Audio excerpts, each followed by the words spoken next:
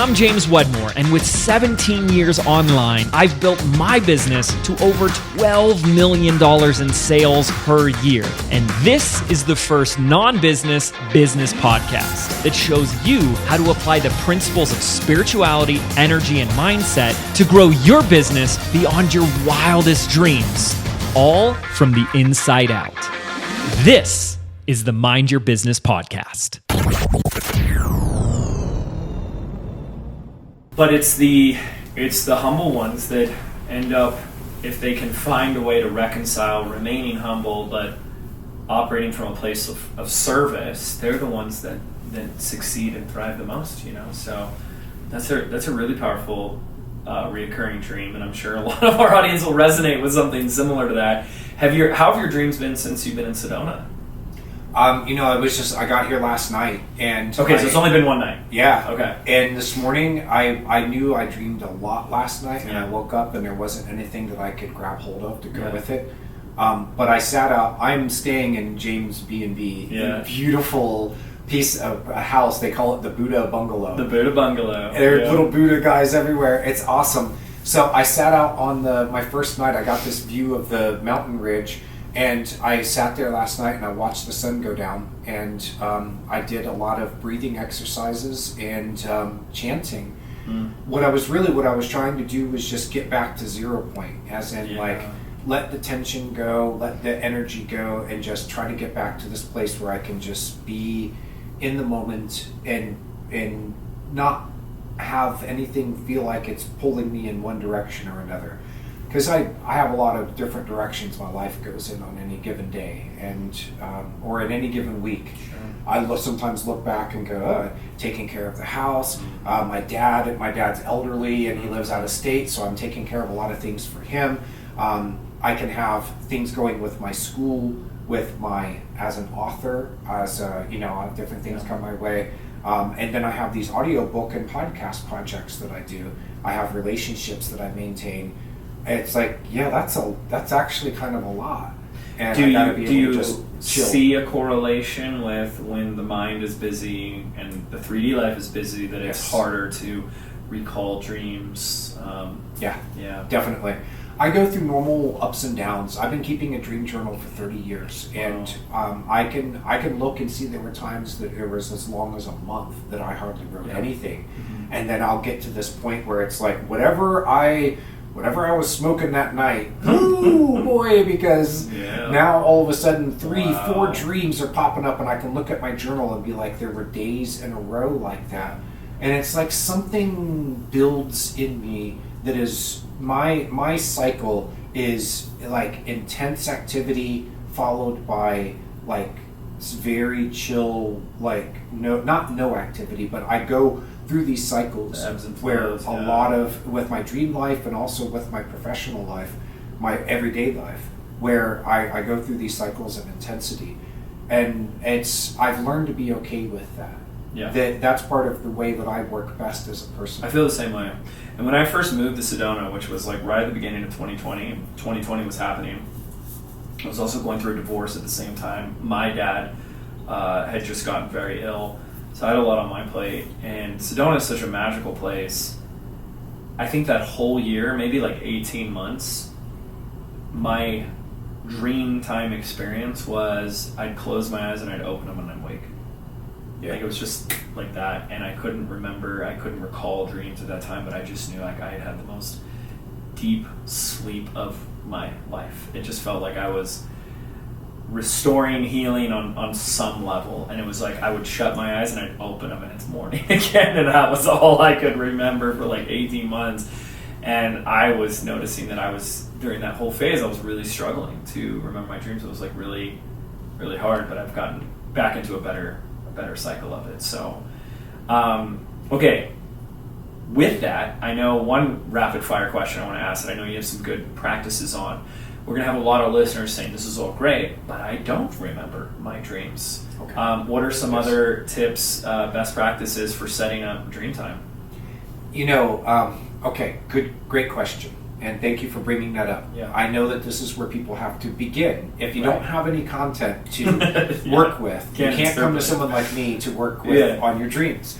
Or to do it on your own, you could use one of my books, or I can recommend people to you, you know. Yeah. So the first thing is that you become aware that you are going to be dreaming. You're going to dream consciously, in the sense of when you're getting ready for bed and you look at that mattress and you go, I'm going to be dreaming soon. It's just a physical fact. Once I go to sleep, after about 60 minutes of being asleep, you might be entering into your first REM stage. It might be 70 minutes, 80, 90 minutes. But from the time, within a couple of hours, from the time that you're brushing your teeth and, getting ready for bed, and like within a couple hours, you're going to be dreaming. And it's just acknowledging that and saying to yourself, okay, this is important. I want to try to remember as much as I can. Mm-hmm. The second thing is that as soon as you wake up in the morning, is that you don't think about anything else, especially whatever's notifications are on your phone. Or if you sleep up, if you have a partner, someone that you sleep with, then if they wake up around the same time, they might want to start talking about something, and you're like, okay, wait for a minute, you're searching within yourself for this memory of something that you experienced, which was your dream. Now, what often happens though is that people start forming new memories. As soon as they wake up, they start thinking about something. That same memory, you could think of it. Did you ever use tape for recording? Of course, yeah. And then because everybody's digital these days. I don't remember, there used to be this magnetic tape, Yeah. Did you ever go and find that sometimes you recorded over something well, this is what happens with your memory is that those dream memories are very easily overwritten. As soon as you start forming new memories, you are overwriting your dream memories. Wow. So this is why you give it your full attention the first thing when you wake up. And just you have the desire to do it. It's got to be something that you want to do, because it does take effort to, first thing, okay, what are you going to do this morning? I'm going to remember what my dreams were.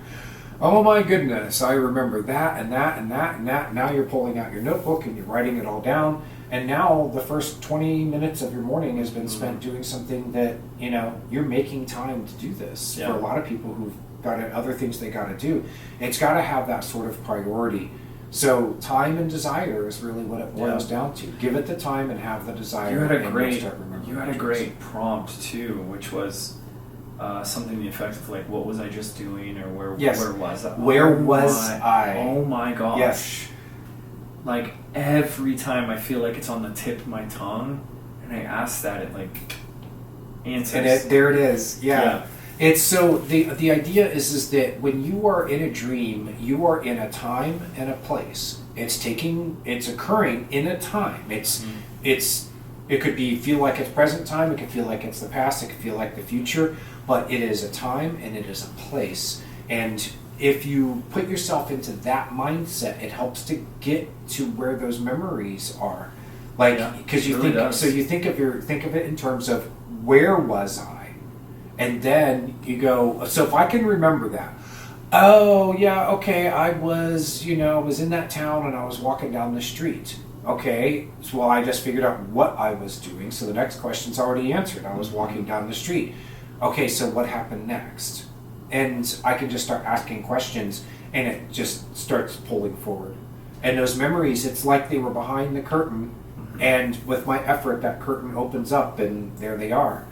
A lot of people don't remember their dreams. The majority of people remember one or fewer dreams per week, according to studies. And that's more than 50% of the population. Wow, I'm feeling pretty good right now then. So if you can remember 3 or 4 dreams per week, it puts you into a higher category of when they look at, what's the bell curve for the population as far as the numbers of dreams that they remember.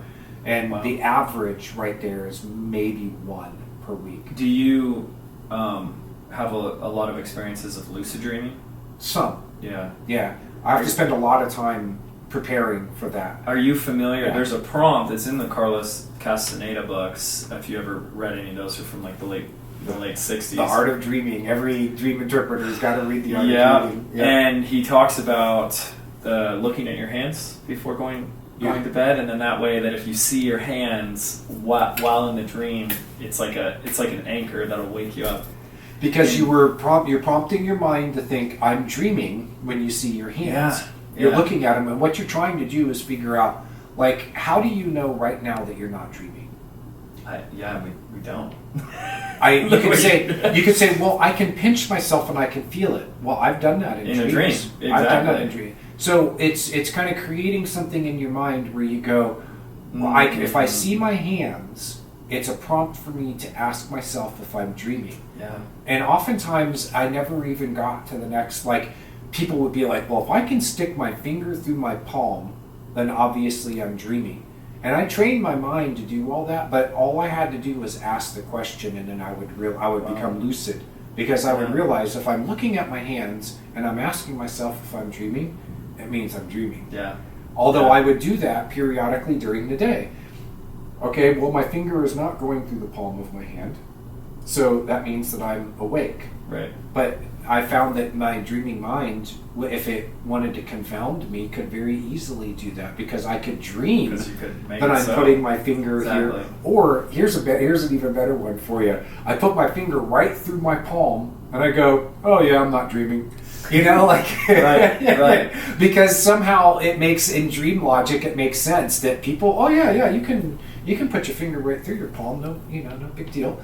You know, and so I was I found that lucid dreaming is something that requires a lot of practice. Yes. And what it comes down to lucid living. And what I mean by that is how much can you be in the moment, fully present, lucid, aware, calm.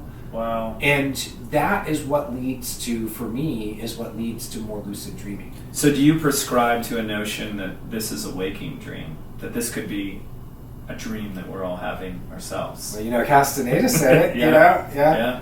I think I do, just for the record. I believe this is a dream of some sort. I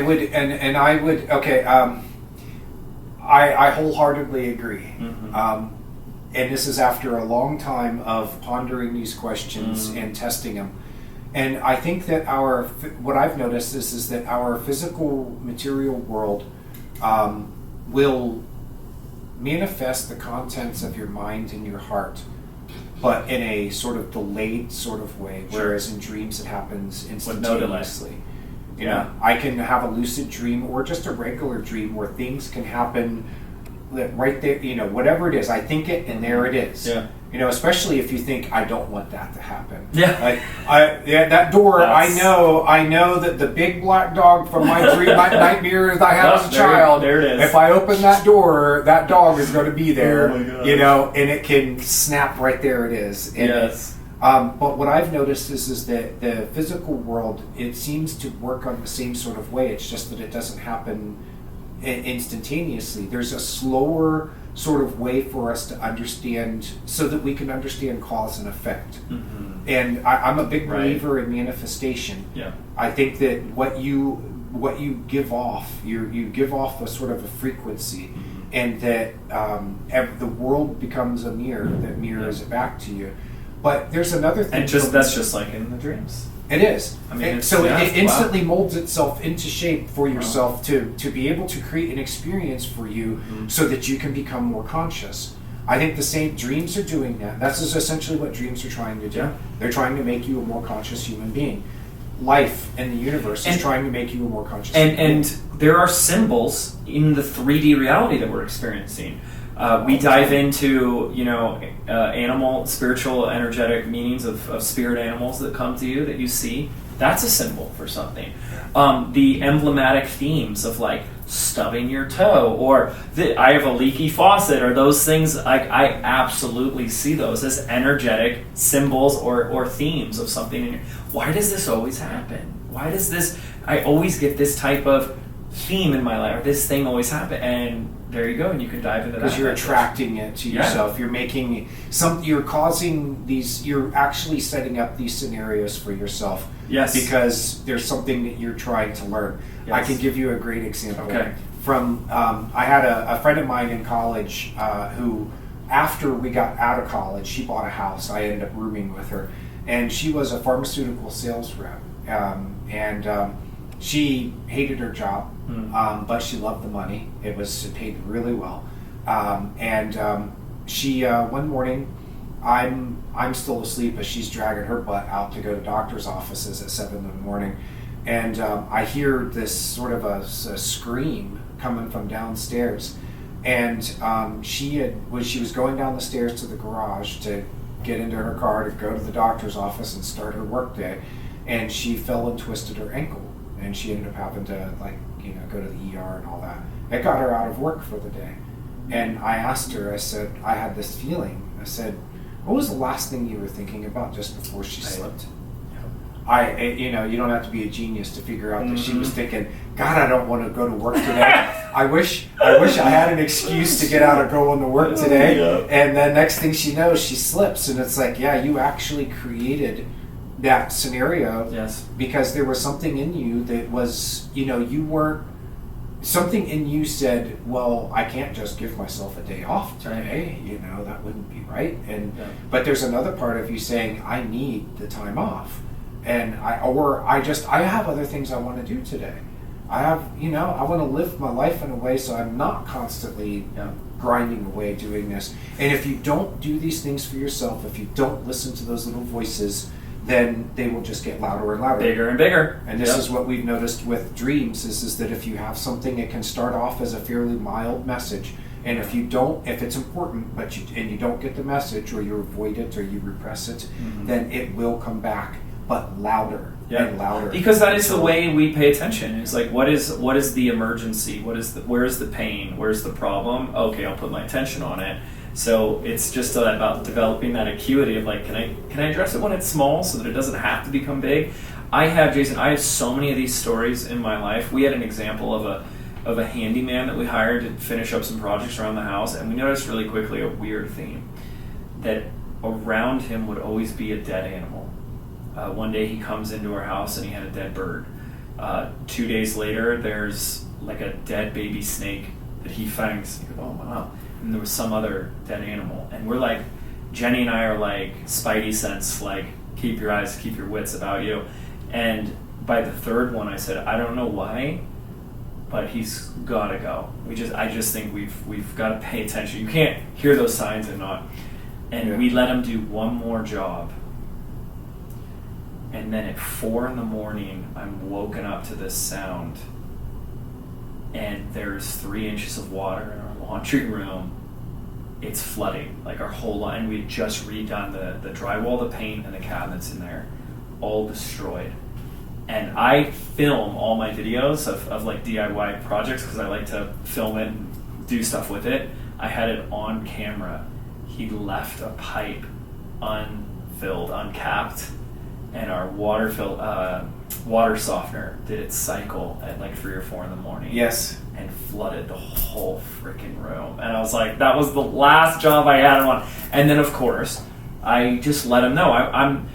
I was like, you know what are you gonna do? Like, but I let him know, and he was like a total asshole about it. He's like, not my fucking problem, and like, fuck you. And like, I was like, well, it is you. Like, I'm not gonna make you pay $40,000 to fix it because I know you don't have that money. But like, at least acknowledge something like, my bad, I'm really sorry. But he was awful. I'm like, okay, well, we could have grabbed that sign a little sooner, but better late than never.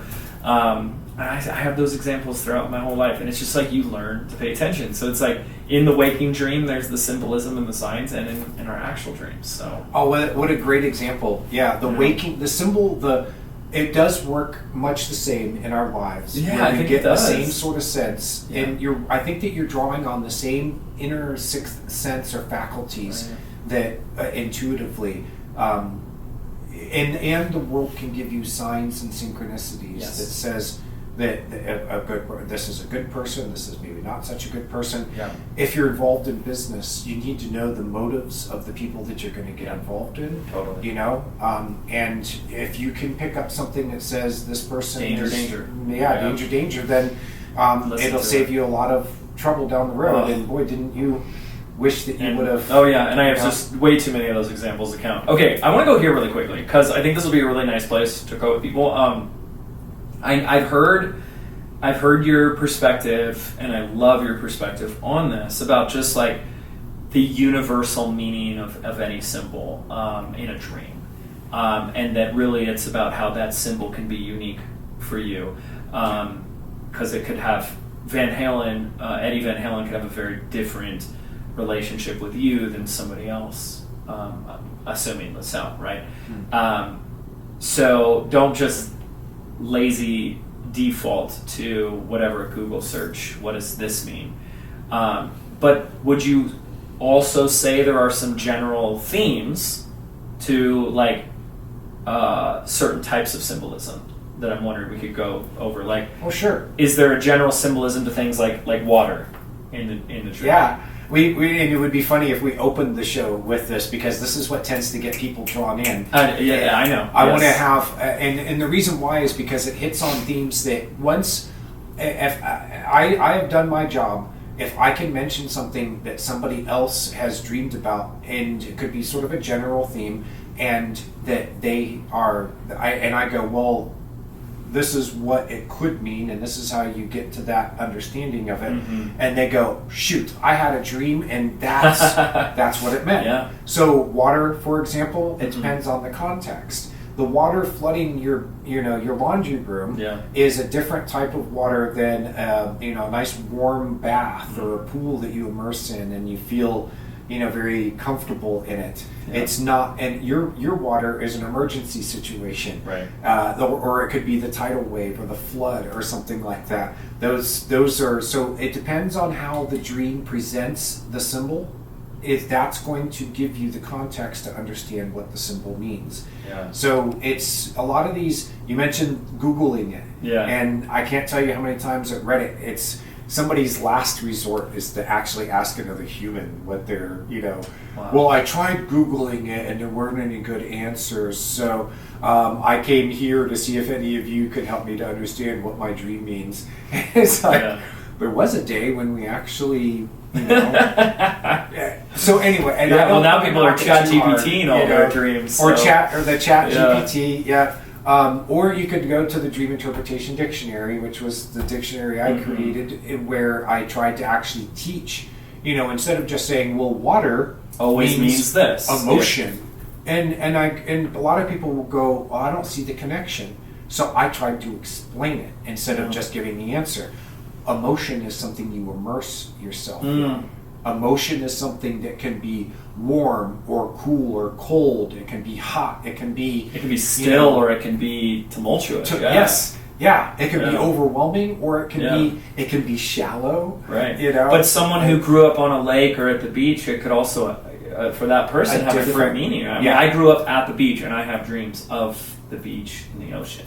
Probably a lot. It's such a formative time of your life, and you spent a lot of time. There. So that to say the beach has the same thing for everybody, I don't know if that's. So there are no universal definitions to dream symbols, and my associates, my colleagues at the Association for the Study of Dreams, if any of you are watching, yes. I see this because we talk about this among ourselves, and there's this impression out there that there are these universal definitions because you see them in dream dictionaries and stuff like that.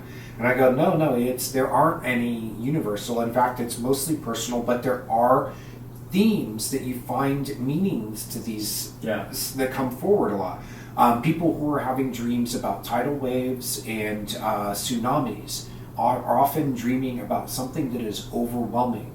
And because it comes from outside onto shore and onto land, it's things that are flooding into their conscious space. Wow. The emotions or the contents of the unconscious. You can often, when people have a lot of dreams like this, you can tell that they're having mental they're having boundary issues. They can't keep the content away, so it's flooding into them. So this is their space. Yeah. It's when you understand that the dream is representing some kind of mental, psychological, emotional, spiritual process. Yes. Then that's what you start looking for. Just looking in that and area. You go, well, what is it that's overwhelming this person? if it's water, then I mean it could be related to emotion because it's something that you look at all the metaphors. But it is what is the water doing? And I think that's what you bring to it. It's like there's such a water is everywhere. So like, are you drinking it? Are you bathing exactly? in it? Is it forming into a mile high? Is it raining? Yeah. Is it raining on you? Jeez. Is it something that you fall into because you're walking good. down the street and all of a sudden you fall into some puddle and it's 10 feet deep? Yeah. Is it murky? Is it clear? Is it hot? A lot of metaphors, like if you're in hot water. So, all right. So here's the thing, and this is my secret sauce for anybody out there. Okay, who's still? I hope that you're still following the conversation here because I'm about to give away what is probably the most important thing to understand. Is that a dream is taking something that is usually intangible and trying to create something that is visual for you to interact with. So if I'm in hot water, the dreaming mind, the part of your mind that's creating the dreams, the unconscious, has been in the background since the beginning of your life. Mm-hmm. It's picked up on every metaphor you've ever heard, every situation you've ever been in.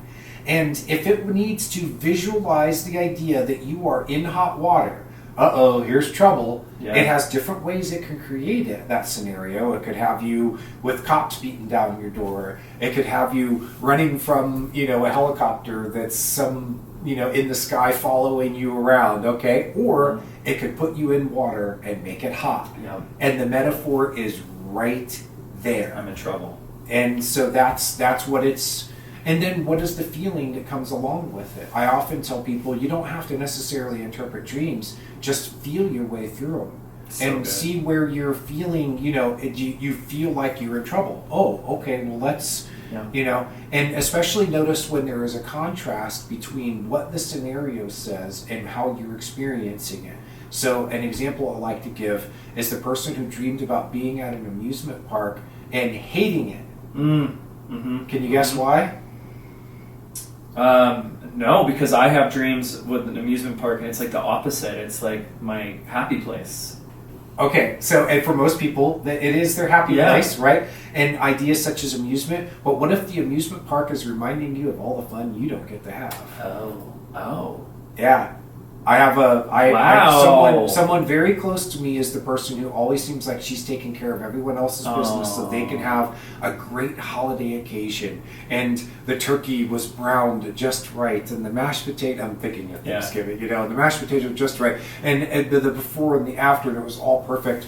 And she busted her butt to make all that happen, and then didn't tell anyone, and then in the end somebody else gets the credit for it, that kind of thing. It was so for her, an amusement park gets the reminder of all the fun that she doesn't get to have. So that's why you pay attention to how you feel while you're in that setting, and especially the contrast. I've had a lot of dreams over the years where I died in the dream. What do you see, like the actual death? Like I've had where I go off a car on a bridge in the water and I die. Yeah, like I'm dead. You actually have that experience of blanking out, or yes, yeah, it's weird. Like sometimes I'll be dead and I'll just know I'm dead, and it's black, or sometimes I just wake up. All right, so here's where context is really important because these dreams can make people. I can't tell you how many times people have had a dream like that, and they come to Reddit and they go, "Does this mean I'm going to die? Right. Is this a premonition?" Because there have been very famous premonitions. Julius Caesar, his wife Clytemnestra, tried to stop him from going to the Senate that morning because she had a dream that he got knifed. And he, woman, it's just a silly dream. No, actually, he took it seriously. And Brutus came by, who was the lead assassin, and said, "Julius, this is what they think." As he talked him out of it, because they know that he, at least from what they think, is that he at first said he understood. Yes, dreams can be omens, and maybe I can do some. We'll just hang out and have a nice breakfast. I don't need to go to the Senate this morning. And then Brutus comes by and says, "Oh, what are you, silly dream? Yeah. Are you Caesar or are you a mouse? And he shows up and he gets, and the dream ends up coming true. Yeah. So there's a lot of examples out there like that where people have heard that. And so when they have a dream that features death, this is the first place where their mind usually goes. I've never felt it's a premonition. Yeah, I've never felt that. Yeah. So the next step we would go to is you go, okay, well, what is death? Well, it's the end of something. Mm-hmm. So what's coming to an end? You're in a car and you go off a cliff. Okay, if the car is representing your movement or progress in your life or some area of it, then what does it mean that you've now just suddenly come to an end? It could be an end that's as simple as, I had that project going, but we're not going to go any further with it because I've realized this is leading me to a dead end. Well, right? Yeah. But then I've also had dreams where where they died, and there was some aspect of themselves that was receding or going unconscious, especially when they're killed. Like, it's not just like, died in a car wreck, but where someone comes along with a weapon and kills them. Mm-hmm. And it often shows the inability to change themselves, but recognizing deep inside that change needs to happen. Right. So something makes it happen in the dream. Wow. So death is a change of state. Yeah. So this is what the dream is really pointing towards, is some kind of change of state within you. Because I couldn't tell you when that dream was. It was many years ago, but I've had a lot of them over the years, and that's what it feels like, at least at a general sense, that in my growth, there's been a lot of one thing has to stop or a part of you has to die for something else to emerge. So it just seems like a theme of evolution, of constantly reinventing yourself, or what's that next thing, and it's something has to go to let in something new. Well, that's a psychological reality too. Mm-hmm. We adapt to our lives in ways that give us strategies that maybe work at that time, but if you carry those strategies forward, then you find that those are actually limiting you now. Yeah. But there's a part of you that's invested in that, and that's the part of you that's going to die in the dream. Let that go. Yeah. So it can be a really good thing. Can we? Wow. Yes. Yeah. I never really. It was scary in the dream. You're like, oh, I'm done. Oh, this is it. Yeah. But then you're like, I didn't freak out for weeks at a time, or go Google I think I'm going to die. Can we do a rapid fire of at least a place, because you said, and I want everyone hearing this, not universal, but at least a place where someone to start diving with some of the more common themes that people hear. We talk about water, we talk about death, teeth falling out. Oh my God, that is so common. I tell you, I get those. I've had one before, so I'm nervous to hear what that is. Boy, I've had them too. Okay, so think about what teeth do for you.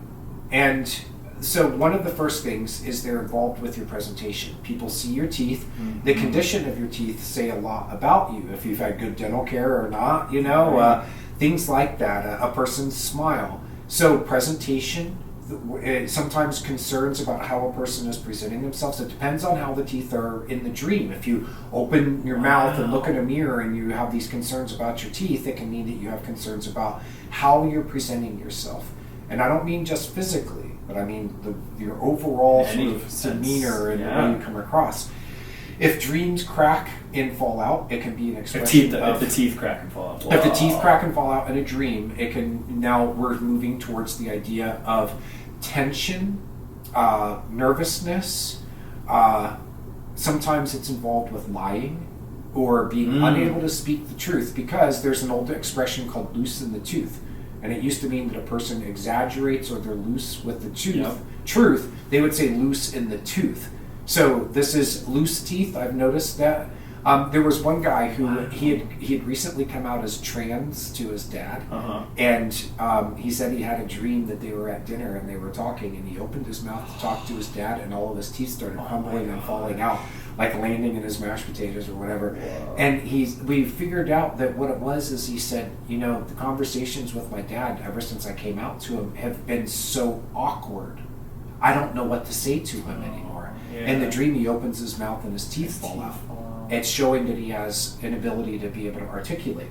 Your teeth are involved in articulation. So if there's problems with your teeth, it can relate back to... This is such a great example, though, because those can send you off in two completely different areas, speaking your truth and being honest versus how you're perceived can send you on two. And I think that's just a great example of don't just...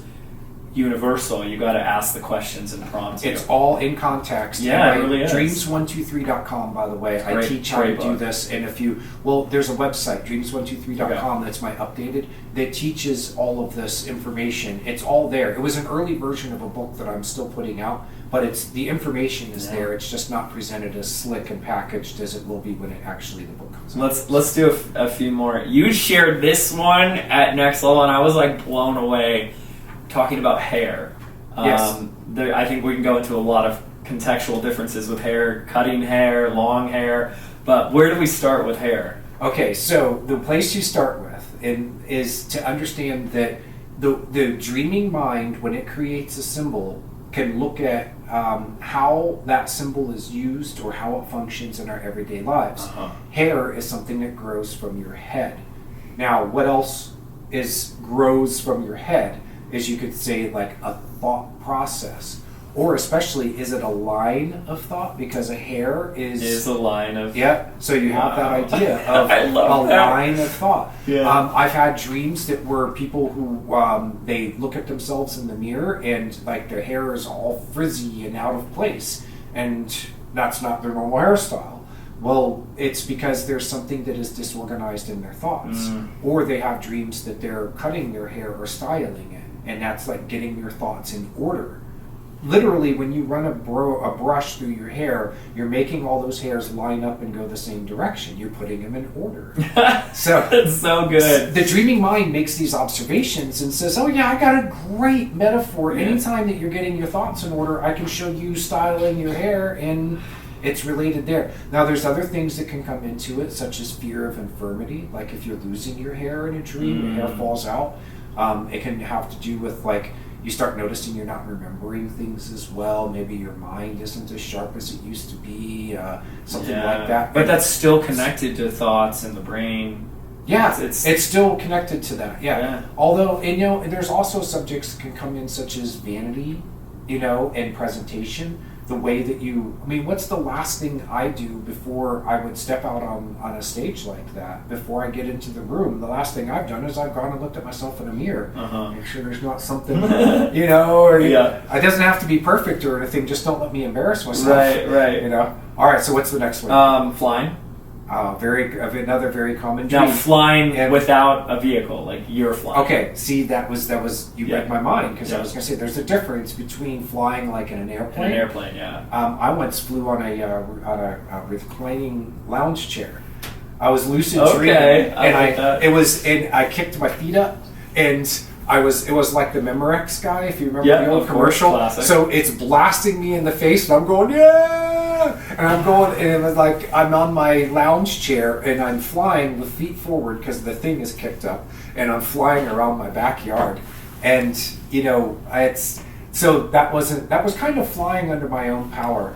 And what I've related these to is the idea of like metaphors such as you're feeling uplifted, your life is taking off, you're having you're really finding your own power in this world, your ability to be able to navigate. This happens a lot with people who really start to feel like they're firing on all cylinders, and they'll have dreams about flying like Superman. Wow. And this is it's an expression of your ability to be able to handle and navigate your life. But if you're in a vehicle, like it brings another context into it, because if you get on a plane, now you're under someone else's power, because the pilot is the one flying it. And I know a business owner who had this. So this business owner had a dream that he was on a plane, and the people that he had hired to help him out with his job were trying to catch up with him as the plane was taking off. God, why do I think this was you back in the day? Okay. Well, mine is I would watch a plane crash right in front of me, and I would always run towards it. And that was reoccurring, and it was haunting. And it was terrifying. Because I would see, it was like it would start to take off, and it would like do this thing, and it would just, bam, and just explode. And I must have had that dream a dozen times, and I would wake up in that. And then I had the final one, which is same exact dream, and the plane starts to crash, and I in the dream I hear myself go, oh no, not again. Yeah. And I zoom in on it, and the plane, as I zoom in, I realize the plane is just a kid's toy airplane, and it does a backflip and just flies away. And there's a little kid on the beach playing. Oh, no way. Yeah, he's just playing with a remote control airplane. And that was so emblematic for me of the fear I had of my business crashing down. Yeah. And then to have it be the kid playing with a toy that, as long as I am just having fun and not taking things too seriously, everything will be fine. It's when you try to, make it such a big deal that you're going to get back into your fear again. Yeah. I've had that happen to me. Yeah. I learned, I was in a Las Vegas casino when I learned how to mind matter interaction with the slot machines. It sounds like the craziest That's thing. awesome. I was learning about this because there's a guy named Joe Gallenberger who teaches at the Monroe Institute, and he also does these workshops in Las Vegas where he teaches people that there is ways for the mind to interact with matter. Mm-hmm. It's popularly known as psychokinesis. This was studied at the Princeton Engineering Anomalies Lab for McDonnell Douglas. I wrote a big check for them to because they were creating fighter jets and stuff, and they needed to know whether this was possible for the mind to interact with matter. Well, one night while we were there, something decided that it wanted me to know about this. So it started showing me how to interface with the machine. This is just an intuitive voice. Yeah. At first I was nervous about it, and it said, this is just practice. Wow. And then at that point I went, oh, okay. So I was no longer attached to the outcomes. Yeah. And the craziest things happened that night. I mean, when you've spent enough time playing the slots and playing cards and stuff like that, you know when the anomalies come up. Yeah. You have a sense of this. And we had so many of those anomalies that night that I knew, but it was being in the right mindset. And I love how your dream gave you the boy with the toy, flying the airplane, radio-controlled plane, because then you can go about and do the things without being worried about the outcome. You can just go through the process. Yes. And that's what I found is where the real magic is. If I try to make a slot machine hit me with a big jackpot, it ain't gonna happen. Right. Probably not gonna happen. But so the attachment there, the need for the outcome. Oh, yep. Yes. So that night, my wife and I we call her the queen of breaking even, because she always manages to break even. It's crazy. But that's a great thing that happens. That's a good With how thing. many people lose their shirts in Vegas. Right, exactly. Yeah. I mean, we're not playing the biggest stakes or anything, but anyway, I walked up. It was toward the end of that night, and I was feeling really magical.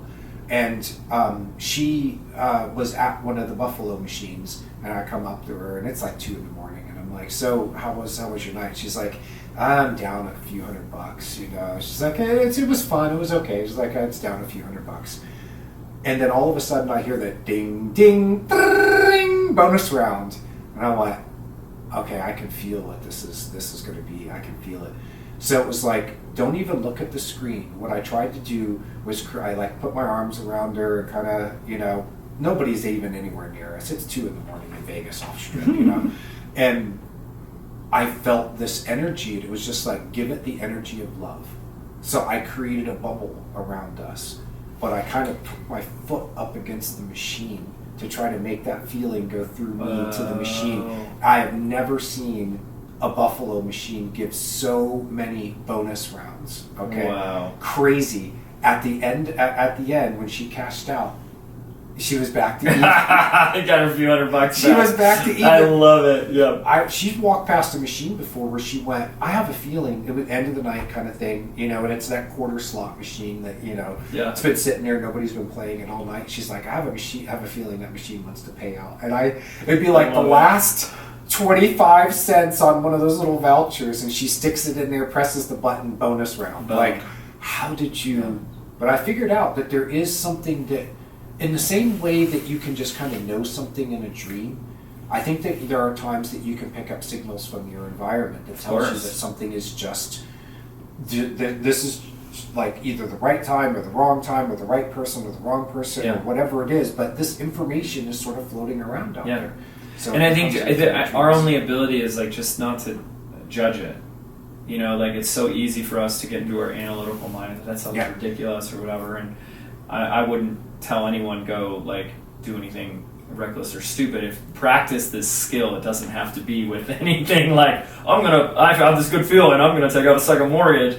But you look for that in every area of your life. It's like, I don't know why, but I feel like we should turn left instead of turning right today. And I'm always looking for those.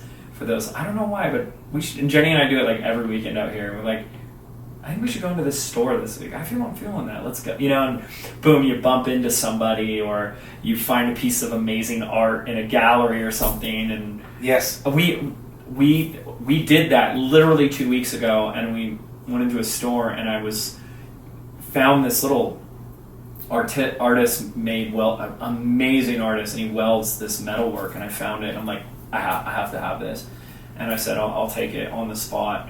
She goes, it just came in. The guy just left. And I said, I'll take it right now. I bought it. And he later told me 4 other people that day, because I didn't pick it up for like 2 days. I was like, I don't have a truck. Can I come Monday? 4 other people tried to buy it that same day. And I'm like, there you go. I mean, there you go. So it would be a synchronicity. Cool. Yeah, just a little synchronicity. And you're like, hey, if I would have waited or whatever, obviously it wouldn't have been there on Monday. So it's just like, we live in a meaningful universe. The world responds to us meaningfully, to the things that, especially around bringing us together through like cooperation or coordination or a heart connection with each other. This seems to be what the universe wants of us. But Carl Jung came up with this idea called synchronicity, the theory of synchronicity. Yeah. A lot of people don't realize that he did that together with Wolfgang Pauli, who was a theoretical physicist, quantum physicist, who won the Nobel Prize. He was considered one of the mega geniuses of his time. Yeah. He and Jung worked on that for 20 years, and this is what they said, is there is this intelligence, a causal connection between mind and matter, that the external world can actually order itself to reflect your internal state. That things can happen that are they're too coincidental to be coincidence. Like the time that Jung was looking for a very specific, obscure piece of information, it came to him that day in the mail from somebody who sent him their book a month earlier, sent a book saying, will you review this book? Yeah. He gets it in the mail, he opens it up, and right there is the information that he couldn't find anywhere else. Remember, this is before Google and all that. What he said, in the end, what him and Pauli said, is that mind and matter are 2 ends of a spectrum, and they are the same thing. Wow. This is a mind-blowing idea. Well, but what he said is that if you go deep down into your own mind far enough, you can drop through and find yourself basically in the physical world, in the sense that you can affect things in the physical world. You can get it to respond to you like a hologram, which is what it really is. If you study physics, the holographic principle from David Booth, one of the most astounding books I ever read. And David Bohm, it was one of his heroes, the author of the holographic universe, Mike. My brain has been doing this to me all day today. He's like a soul brother to me. Anyway, so the book is the idea is that in every piece of the universe is enough information to recreate the whole thing, even down to the particle subatomic level. There's actually encoding of information, and you can take it. It's like the seed that will become the redwood tree. Right. If you see the seed and it's this little thing, it's like, well, there's a redwood tree in there. Yeah. It's the same idea. So anyway, this gets into some really deep stuff. But what it does is the universe responds to you in the same sort of way, and it's not to your mind. You can't bend reality to your will. It's not Darth Vader or even Yoda. It's what you can resonate out with your heart. And according to the theory of synchronicity, because mind and matter are 2 ends of the same spectrum, matter will shape itself to reflect the contents of and I'll just double down on that for our listeners, because I mentioned to you, we have a shaman. Our listeners know I mentioned him a ton, Don Javier. He is actually, by the way, where the work of Carlos Castaneda is all derived from. So he actually met Carlos Castaneda as a young boy. And there's a whole story there, and then gave him his notes, and that's how Carlos wrote those books. So that's our shaman. He lives in Sedona. So one of the things that he has shared with us is, he says the law of synchronicity is the most powerful law in the universe. Yeah, it is. And it's like this, when you open, and I love, it's the same way as like when you start talking about dreams, it like taps on that and tells the mind this is important. When you start talking about it, you start consciously seeing more synchronicities in your life. Yes. And those just start like, oh my gosh, we mentioned this. Someone's going to be listening to this podcast and something's going to happen in the next 24 hours. You're like, no way. Can't make that up. That's not a coincidence. And I refuse to believe for a nanosecond that there's anything that you could label coincidence at this point in my life. That is just there's too many synchronicities, and it's not just coincidence. Yeah. It's so awesome. And it's because I think that we live in a universe that is responsive to us in a way. It's everything that you interact with is, when you say E equals MC squared, what it means is energy equals mass. Okay, so Einstein showed us that there's an equivalent between it. So behind mass is basically energy. Energy can shape itself into anything that it wants to be. Everything is made of energy. Mm-hmm. We're living in these quantum energy fields. And so with this evidence that we have for synchronicity, and with the ways that our dreams show us the reality, you can create your own reality and it becomes responsive to you, doesn't it make sense that it would extend out to the physical world? Right. That is made of energy and mass?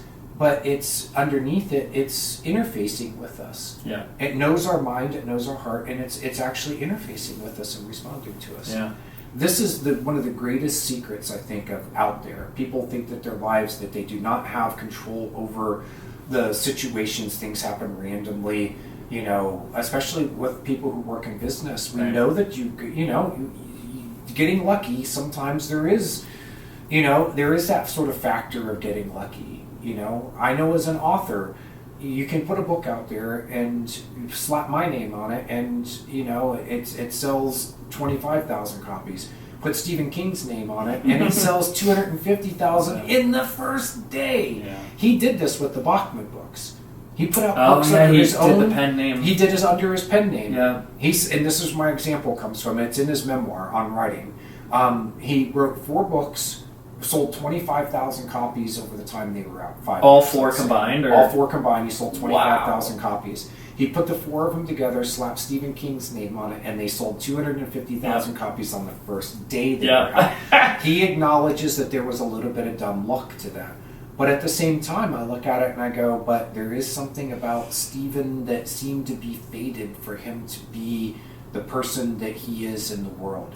To bring those stories into the world rather than he was teaching high school English. He was up in Maine. That was the other Stephen King. So there's some other version that didn't become the famous author who didn't dig Carrie out of the trash. Mm-hmm. He actually wrote Carrie and he dug it. He's like, this is crap. This will never go anywhere. He got frustrated. He took the manuscript and he threw it in the trash. Yeah. And Carrie ended up becoming the first book that made him really famous. And then did you hear the story behind his Dark Tower series? Did you ever read the Dark Tower series? I didn't read all of them. Yeah, I only read the first three or four. Yeah. Like the Gunslinger. And, yes, the Gunslinger. Yeah, and I think he was 19 when he started writing the first one, and he was really inspired by the Tolkien, like Lord of the Rings and The Hobbit. Yeah. And he wanted his own like epic adventure, and so he kind of chose this like otherworldly cowboy and stuff. He wrote the first one but didn't really know where it was going to go. And then apparently as the story went, someone, one of his fans was like on her deathbed and she was like writing to him like, please tell me how you're going to finish it. Like you don't have to, like just tell me, I won't tell anyone, but I can't die not knowing. And he didn't even know. He had just started writing these and it like sparked him back to finish this entire series, and it became this huge, I think it was like 7 or 9 books or something. It was like prolific. Yeah. So fascinating. Anyways, Jason, I could talk to you forever on these topics, and this is a real blast for me. But I want to be mindful of your time and our listeners' time. This is wonderful. Listen, I want to ask 2 things to wrap this up. Number 1, I know you have another book that's starting to come out. Can you at least start to tease us about this, and then maybe I can put you on the spot and like convince you to come back to talk all about that when that book's out, because I would love to take my listeners down that rabbit hole. What can you share? What you got cooking up? All right, yeah. So it's called The Science of the Paranormal. It's through Skyhorse Publishing, and it's in the hands of the publisher. We've been through all the revisions, so it goes through copy edit, and then it comes out. And it's. Do you have like at least a timeline for that? Like when is that? They're saying September, so it should be available for pre-order now. As long as the cover has been fixed, it has been worked out. So that's coming. And what I tried to do was take people through the history of the science, of the study of things that we call paranormal. And there really is a deep science behind it. And some lessons like what we've been talking about here. Yeah. You know, that you really can interface your mind with material reality, that you resonate, even if you're not doing it consciously, you're still resonating with your environment, and your environment's resonating with you. And the things that we call psychic are probably a function of like a sixth sense that went underground in us as a species because of fear and power. People who know the truth without it having to be fed to them are dangerous to power structures. Yes. And I think that people who possess this ability to know the truth intuitively or spontaneously were probably targeted over centuries, and that they kind of got eliminated from the gene pool, if you know what I mean. So anyway, so the science of the paranormal, and then I have 2 books that I've been working on for ages. Oh my gosh! That are my own books about dream interpretation. So jmdebord.com is where I'll release this eventually. I'll get the information going, but they are books that I've been through my entire process of dream interpretation, the most thorough thing that I know of out there. I don't think there's anything like this on the market. You mentioned 2020, and I remember when guess what I did during the pandemic? Yeah, what were you doing? I sat my butt behind a computer and finally got all this stuff written down. And good so so I good time to do that. Just like world stop, everyone's inside, just start writing. That's and I created a lot of courses. I have a school called dreamschool.net, and I teach dream interpretation there, and I started doing it in the fall. I started doing it live because just recording, I have stuff that's pre-recorded that's course material, and it's good, it's basically me reading off of PowerPoint slides, but I try to make it lively and fun and all that. But what I found is that students have been responding a lot more to when I make it live, and they can show up. It's magical. And now we can interact. They can type in the chat. I can bring them up to ask questions. We can do all that. And I just had my first student graduate. Like, she went through the whole thing. It was 6 months immersion. Wait, and you mean now like she's graduate so that like she can do this for others? Yeah. Jason, that's awesome. This is my next So you teach them basically how to be a dream interpreter. We call ourselves dream workers, but I'm okay with interpreter. Yeah, sure. And I love it. And I teach people how to do this so that they can work with others. And it's not just people who want to be dream interpreters. It's people who want to be coaches and teachers, and sometimes just like, hey, you want to know how to, like your kid's been having some wild dreams and you want to know how to talk with them about it. If I don't teach it somewhere in my course, I will, if you become my student, I will give you that information. I'll teach you these things. I love it. So what I want to do, I've had this vision of creating a school where people can learn about how to do all of this stuff, and combining the science with the art, because there is a science to dreaming, and it's good to know these things. There is an art to dream interpretation. It's like interpreting an image. If I see a picture and I start interpreting it, it's the same idea. The dream gives you an image. And then there's some of this other side of it too, like we've been talking about. There is a psychic side of it. Yes. And psychic just means of the soul. That's what it means. It's psyche. And there's a guy named James Hillman who came after Carl Jung. He was an analytical psychologist, which was the school that Jung started, and his name James Hillman. And he said something that has stuck with me ever since. He said that dreams are when our soul does its work. Wow. And when you think of soul, not necessarily as an eternal thing, but as your deepest, inner, most authentic you, there is this thing inside of you that is that authentic, and it's doing its work when you're in your dreams, which makes like allowing more of that to come through you. I love it. Yeah. Amen to that. Yeah. You know, my sister growing up, I think I told you, maybe I told you this on our other call or just chatting with you, but my mom used to ask her about her dreams all the time as a kid, because she'd have very prophetic, like psychic dreams. And I remember one time specifically, she goes, "What were your dreams last night, Jill?" And she goes, "Oh, that we're, all the houses were shaking and falling."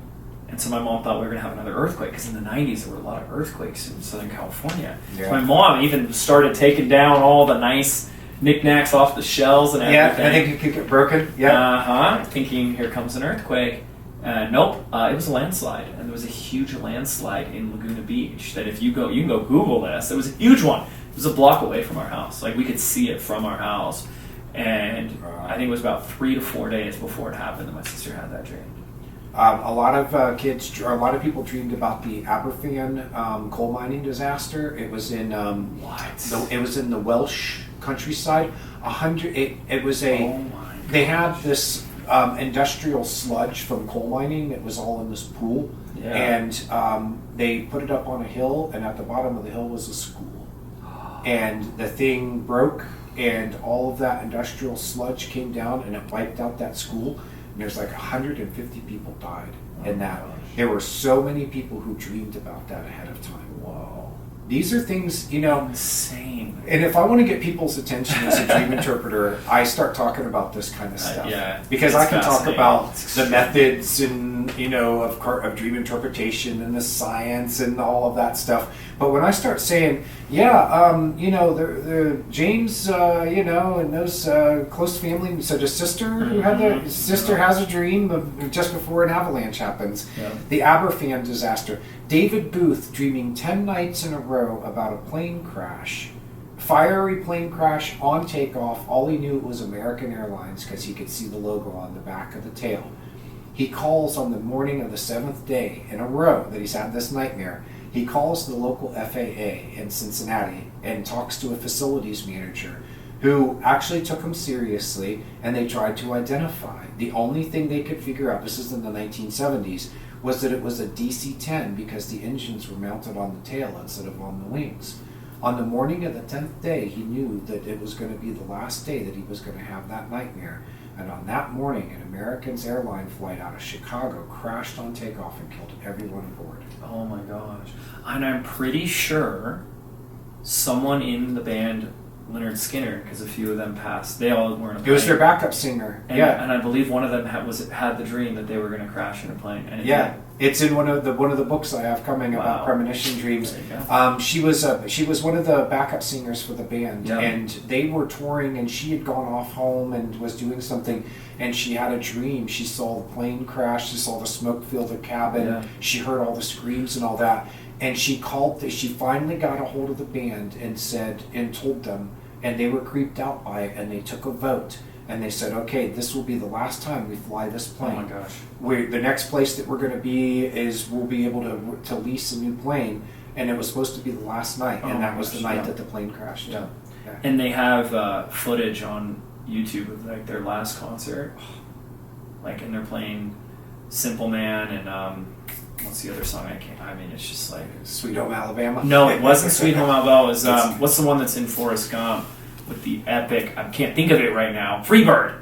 Oh my gosh, it's incredible. And it's just like that's their epitaph right there. Like that's just like their legacy. I was moved just watching that. Wow. And just like the whole audience, because they had just come out with that new album.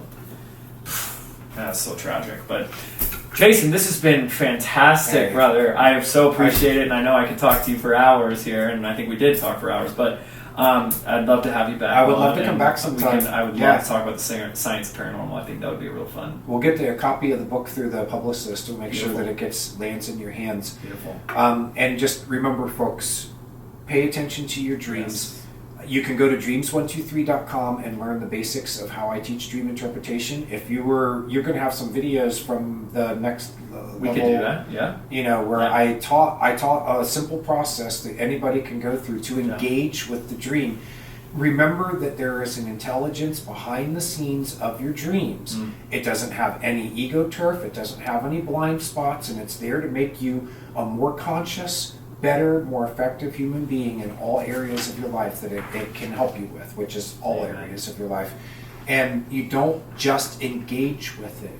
By being curious about it, it becomes curious about you. I love it. So, yeah. So good. Oh, damn, DeBord. We're going to link up everything in the show notes so people can connect with you, dive into your world, and learn more about you and their dreams, and hopefully the answers to the messages that those dreams are sharing. Thank you very much. And thank you so much to our listeners for tuning in, for staying here, and sticking it to the end. You guys are awesome. We'll see you next time here on the Mind Your Business Podcast.